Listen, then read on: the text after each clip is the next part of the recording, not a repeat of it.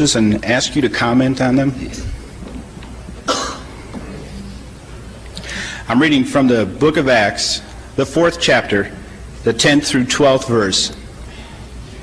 Be it known unto you all, and to all people of Israel, that by the name of Jesus Christ of Nazareth, whom ye crucified, whom God raised from the dead, even by him doeth this man stand here before you whole. This is the stone which is set at naught by the builders, which is become the head of the corner. Neither is there salvation in any other, for there is none other name under heaven given among men whereby we must be saved. I think it's Peter talking. Supposed to be the words of Peter. These. Who's uttering these words? Those words were written by Luke. No, but now who's? Luke was not talking, because Luke was not there. He was not one of the disciples. Peter was saying these are the words of Peter. Yes. That's right.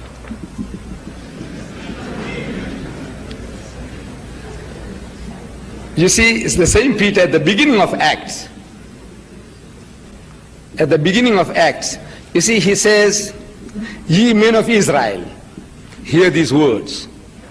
Jesus of Nazareth, a man approved of God among you by miracles and wonders and signs, which God did by him in the midst of you, which you yourself also know. Whatever he did, he says, he didn't do it. It was God working through him. He was a man. He says, a man. Peter was the greatest authority as left by Jesus. You remember among the 12, he tells Peter, he says, Peter, feed my sheep. Peter, feed my flock. In other words, look after them. Look after them. Say, on this rock, Peter, thou art Cephas, and on this rock I'll build my church. On you, on the strength of what you are talking now, the way you are thinking now, I'll build my church. Peter. So the same Peter is telling you here in the book of Acts at the beginning, he says that he is a man approved of God by miracles and wonders and signs, which God did, he didn't do it. So he is the way, no other. He said, look, the only information Peter had was this man Jesus. And he's right. He said, look, if they want another way, he was the one who's fulfilling the laws of Moses. He's come to bring them back to the path. They had strayed away from the path. They had gone for the letter of the law. They had forgotten the spirit, the Jews. So Jesus Christ is trying to bring them back. He's trying to elevate them. They're going for the letter of the law, forgetting the spirit. And I can give you dozens of examples. Everything he said was trying to elevate the Jews. So if you want the will and plan of God, here is the man. He is the way. But now your understanding is wrong. He is the man. Follow him.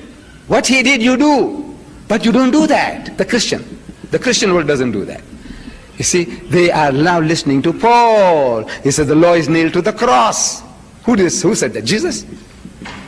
No. Jesus. He said now you're living in the grace. You're not bound by the law anymore. Brother Swaggart says, he said, if this, you have already purchased salvation just by believing. And if you want to add more to that, it's not accepted. It's ingratitude on your part. You say, now, look, I must fast, I must pray, I must restrain, I must restrict my life. You say, no, that is not salvation. You are showing ingratitude. The man paid the price for everything. Your rape, your murder, your incest, everything is paid the price. You just got to accept the penalty that is paid for. Where did you get it?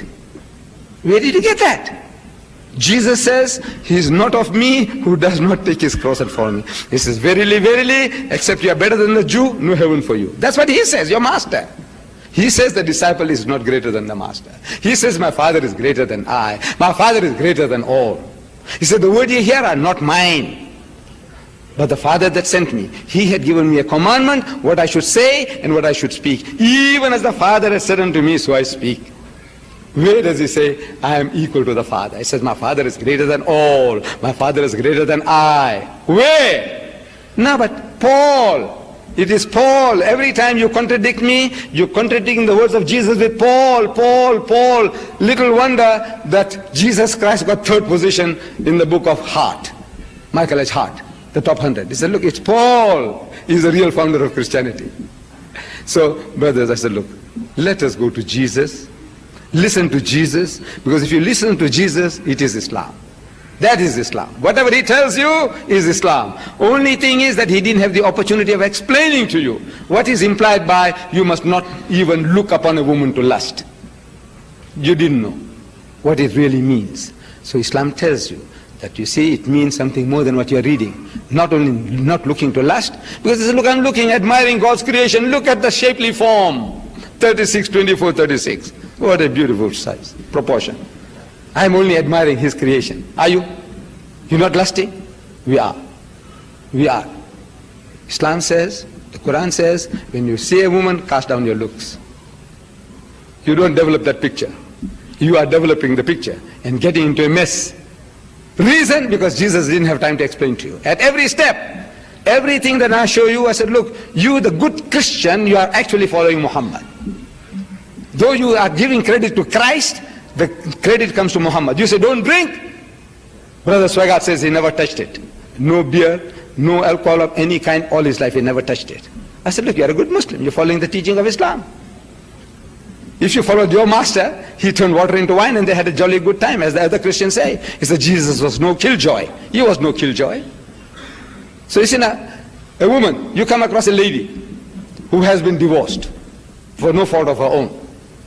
She married her glamour boy, had got a dozen children. The guy was a drunkard, an alcoholic. He beat the wife. He couldn't keep a job, starving the children. So she goes before a kindly magistrate. He said, look at this, look at my condition, what this man is doing to me. I want my freedom. And she gets her freedom, divorce.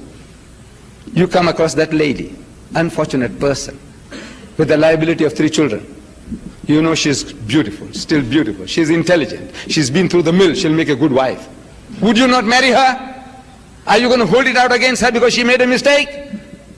Any sensible man, he says, no, marry her. Give her protection in marriage. I said, when you do that, you're following Muhammad, not Christ.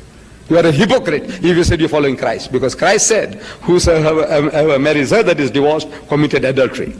That means your children will be illegitimate. And they'll be illegitimate for, according to the Bible, 10th generation. The Bible says in the book of Deuteronomy that the bastard shall not enter the congregation of the Lord even until the 10th generation. Don't get shocked. This is the King James Version. They say bastard. I didn't say that. This is in the Bible. The bastard shall not enter. That means once you're a bastard, your 10 generations are bastards. That's what the Bible says. So would you like to do that? No. But if you marry that woman and you're going to beget any more children, they're all bastards. And for 10 generations, they'll be bastards. But you say no. No, this woman, how can I hold it out against her? She made a mistake, right? In compassion, love, fairness, justice, you give her protection in marriage. You don't want to, then it happens what's happening. New York has got 1 million more women than men. They can't get husbands. Your country, 7.8 million more women than men. They can't get husbands. If every man in America gets married, there'll be still 7.8 million women who can't get husbands. In New York, 1/3 of your manpower is gay, sodomites.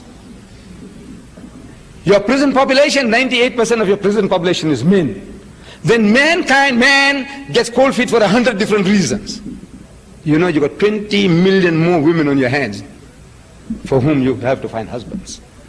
Do you know that? You have no answers. No answers. Salvation, what salvation are you talking about? Talk to them. There's 20 million hungry women. Talk to them. Their salvation. Those 1 million in New York, their salvation. Tell them, sublimate their passions. That's what you're doing. Are you? Sublimating your passions. 1 million women can't get husbands. And the manpower that is around them, 1/3 are gays, sodomites.